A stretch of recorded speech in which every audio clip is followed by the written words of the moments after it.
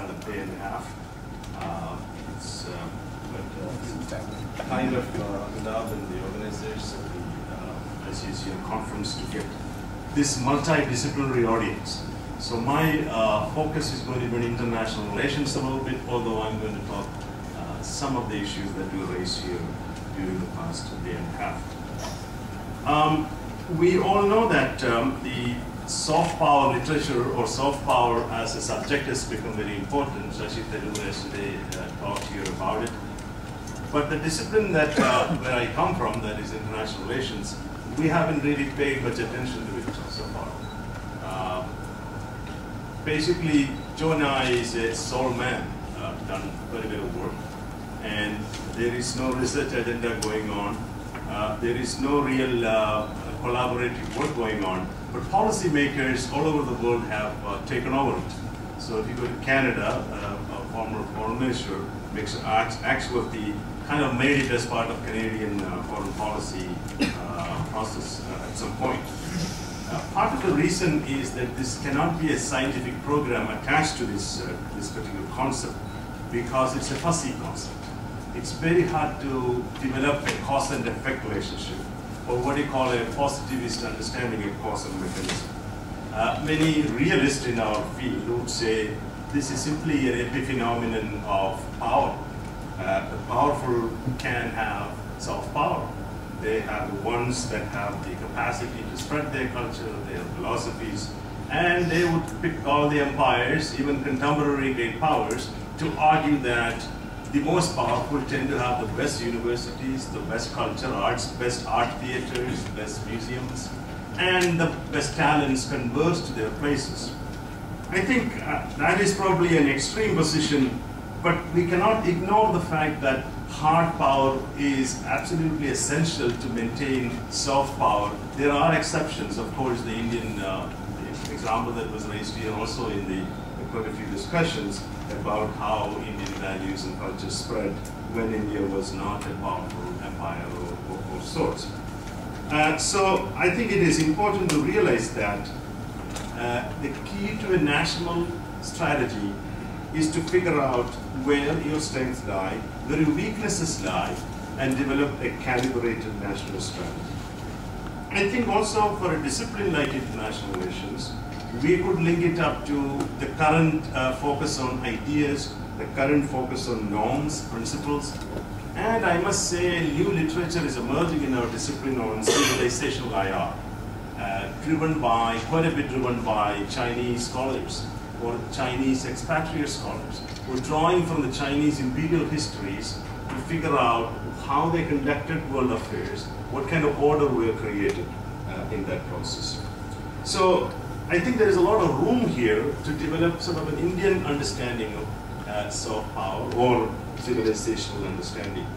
I think I did not hear throughout this conversation one big theme that the Chinese have come up, what you call the peaceful rise strategy. Now it is not really successful to some extent, but people are very critical because some people say this is a trap. What they're saying essentially China wants to get there. But they have a strategy. Can India, as a rising power, develop something similar to peaceful rise strategy? It doesn't have to be a copycat or anything.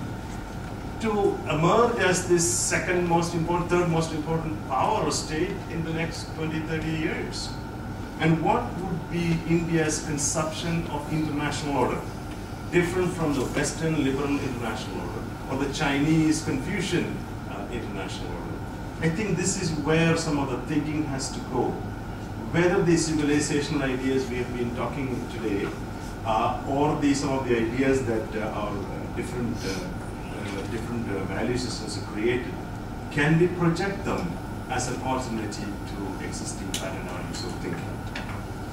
So let me start by arguing that the possession of soft power does not automatically make a country powerful. It has to be translated into influencing the behavior of others. So power assets are not equal to power, which we all know. It's a basic political science, any analysis on power. And the question is, how do you translate that into influence? Can soft power alone make a country powerful? This has been a discussion since yesterday, whether you need hard power to harness soft power resources. I think soft power cannot bring power as we somehow believe, because it is a confluence of hard and soft power that brings a country leadership position. I do not want to say soft power doesn't matter. It does. But the question is, if a country relies on soft power alone without hard power, it can be exposed rather easily, as happened to India in 1962, when China inflicted a humiliating military defeat, tarnishing India's hard-won soft power position, especially among other developing countries. You all know that by 1960s, India's power base was soft power. India had shown that epochal changes like freedom of a country from colonialism can be achieved largely through non-violent means. Afro-Asian states can be organized as a cushioning force in world politics. Democracy can be established in a large, poor, underdeveloped, multi-ethnic country. And Nehru's leadership showed that without hard power resources, India could still use institutional means or forums to mediate or try to mediate conflict among major power actors. But all this came crashing down in the Himalayas as the military conflict with China exposed the limitations of India's power, making Nehru's active global engagement a casualty in that process. So I just want to warn before we get too excited that without underlying hard power, which I don't mean just military power, it's today economic power, a lot of demographic power, etc. This has got quite a bit of limitations. Now, even though we may not all agree on the idea, why is the past decade, India has become so much more interesting for the world? Some people say, well, our culture is getting attention. I think the core is the economic strength that India has shown. A different kind of economic strength, and the global media that is now showing a lot more attention to India. And so it is the economic change that took place along with globalization that has given India a new projection in the global system of global power system. And if this has to continue beyond what we want, what we see today, India has to lift up its, as exactly like Ambassador Verma said, its act. It has to put together its act in such a way that it will gain a lot more legitimacy to its claim for a global leadership role. So I think it has a lot of functions in what soft power can do to a rising power. One other thing that I would like to focus, in fact, in my revised paper at some point, is whether soft power can fall into what we call social creativity, as a means of social creativity, to achieve prestige and status by promoting new norms or a developmental model, in contrast to social competition, which attempts to attain preeminence through competitive or coercive means.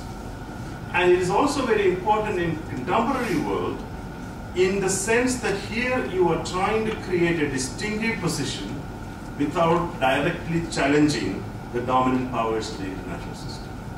The dominant powers of the international system in the European world system for the last 500 years were challenged through war.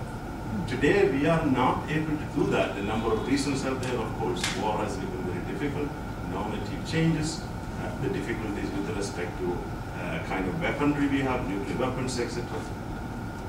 But the important thing is that, do we have a mechanism to avoid the possibility of war? That could happen in this power transition. It may involve China, United States, but India is trying to get there too. And in that sense, I think we need to think about how to lift up this social creativity part as part of the power transition process.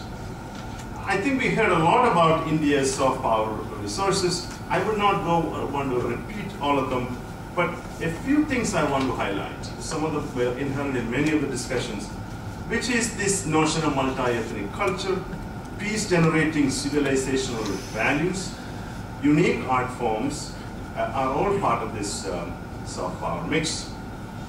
I think some of the values and institutions contemporary India possesses have great promise for managing multi-ethnic societies, especially in other developing countries.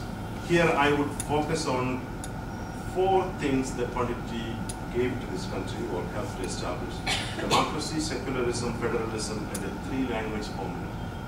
Now, they're all under pressure, but coming from Canada, where language is a major where is a major issue, I think Indian language success story is a model, amazing story.